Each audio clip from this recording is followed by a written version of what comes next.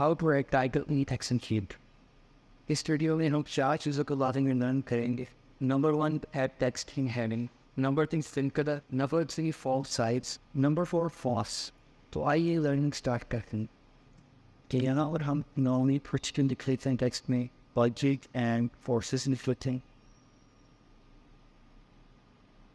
थोड़ा सा criteria merchant cycle कर दिया।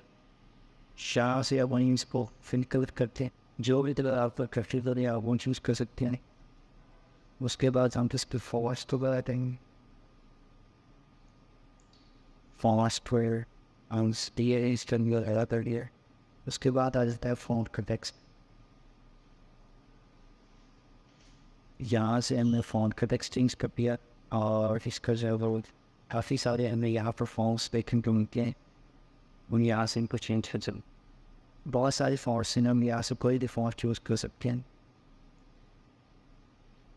तो आज की इस वीडियो में हमने 4 चीज़ों के बारे में सीखा। नेक्स्ट वीडियो में मिलते हैं, देखते हैं।